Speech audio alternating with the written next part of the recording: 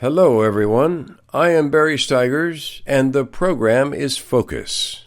We're with you here on this very last program of the year 2016, and what a year it's been. And I want to thank you personally for being with me all this year and over the past 2 or 3 years as we have turned this program into a weekly feature as we take a look at what's going on around us, both locally, nationally, and internationally. This weekly radio program is produced by me and aired on K-High AM 950 radio and on khigh.com at 8:45 a.m. and then again at 4:30 p.m. each and every Thursday. This week between Christmas and New Year's always has had a personality of its own. This year is special because it is the last touchdown of the 2-year battle for the White House. Intertwining that with the clash of ideology of the Democratic rule of the last 30 years and the conservative movement of the Tea Party and now Donald Trump, the businessman from New York overwhelming the electoral system with a middle-class movement that refused to be overcome. There's also the major tipping point of the press, radio, and television being accused of being biased, lying, having agendas of their own, which is a drift way off from the intent of the First Amendment of the Constitution, which stated that the press had protection from the government from interfering with the distribution of information and opinions, but did have some restrictions, such as defamation. This is not the first time the press has been targeted by the political community, and surely will not be the last. However, this time it has done real damage by exposing internationally the biased, emotion, and opinionated reporting that varied off the truth at a grand scale.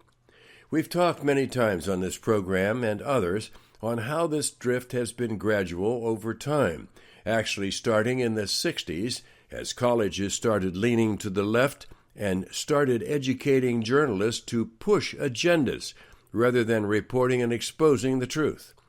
However persuasive they were and results they achieved, which has been major, it was only one part of a shift by the political system to drive the country towards socialism. The tipping point of all this pressure appears to have been achieved when Donald Trump went direct to the people with his story, using personal visits, major contact with excellent staff and volunteers, and using the social medium Twitter to make a direct shot into the minds and the souls of the American voter. The end result is a new beginning toward the right, promising a return to the people the power they are guaranteed in the Constitution. Also, fix the economy so people have more control over their money than the government does. Most do not realize that when you add up all tax against your spending, often hidden in fees or double-layered in taxing process, licenses and other tax-like taking of your money, you actually control less than half of your total earnings and even less of your spendable cash earnings.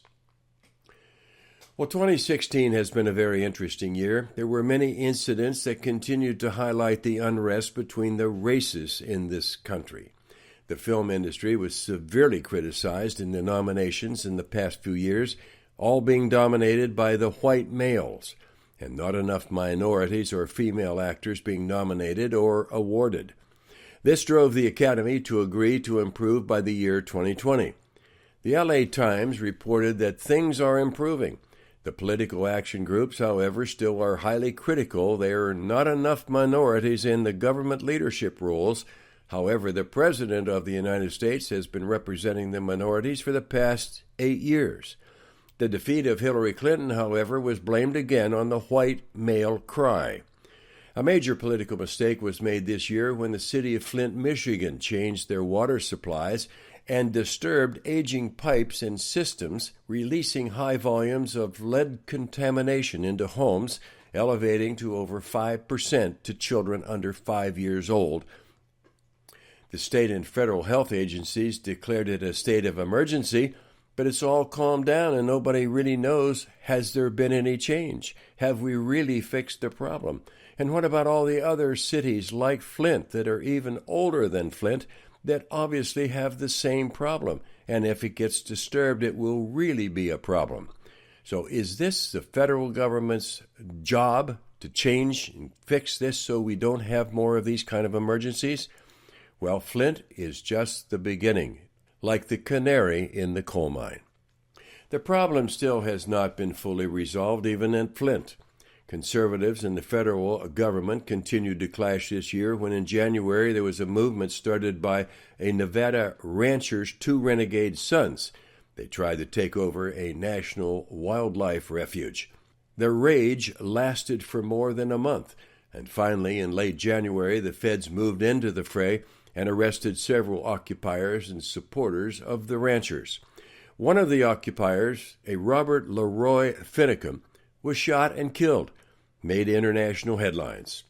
A stunning reversal came in late year when these two brothers and all the others that were arrested were actually acquitted of federal conspiracy and weapons charges. Also this year, the International Atomic Energy Agency declared that Iran had adequately dismantled its nuclear weapons, sparking the United Nations to lift the sanctions immediately, much to the amazement of many governments who did not believe it, and also involved President Obama's office making major payments of monies in various currencies to what was considered a payment of a bribe, a very unfriendly government now toward the USA. North Korea was in the news a lot, starting with launching a long-range space rocket against UN sanctions. Nothing was done by the UN, and North Korea continues to be a threat to many governments, including Israel and even the United States. North Korea continued to show muscle by conducting a nuclear test in September, sending panic to longtime enemy South Korea, again rattling the 39th parallel. The UN again has come under fire and this time has angered many, passing a resolution by the United Nations Security Council to condemn Israeli settlements in the territories of Palestine. It has also caused criticism to the United States for not voting against this prop, which would have killed it this year. Now the U.S. President and the White House are being accused of also being architects of this proposition, causing great unrest by the government of Israel, particularly toward the United States. ISIS continued to dominate the news as they took credit for bombings in Brussels, Belgium, killing 250 people.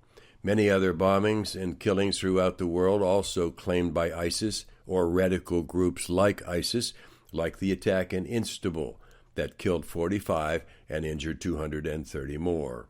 The economic world was shaken when the United Kingdom voted to exit the European Union after residents became angry and frustrated at the euro because of their restrictions, like what kind of a toaster or a hairdryer people were allowed to purchase. The major story of the year, and maybe this century, was the overwhelming defeat of the Democratic Party from the U.S. presidency down to state capitals. This story will continue to rock and roll for some time, and the wild stories about who is being selected to be the leaders of the next U.S. government, what the Democrats will do next, the predictions of disasters falling from all directions because of this landslide victory, etc., will continue. We're in for a very wild ride in the next few months as the Republican Party has again been given total power to correct the ills of our empire and bring back prosperity to the masses in our country.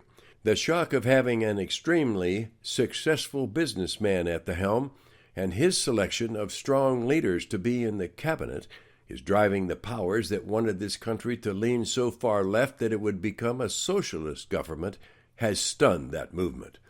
They claim it is taking the country backwards, and from their point of view it is. It's certainly not the view of the people who have spoken more loudly at the ballot box, louder than many years in the past. I'm excited to be a reporter and analyst on this desk as we drive into 2017, and I want to thank you for being part of our K-High audience. And a Happy New Year, and may all be well. Be kind to yourselves and be happy. I'm Barry Stigers. The program is Focus.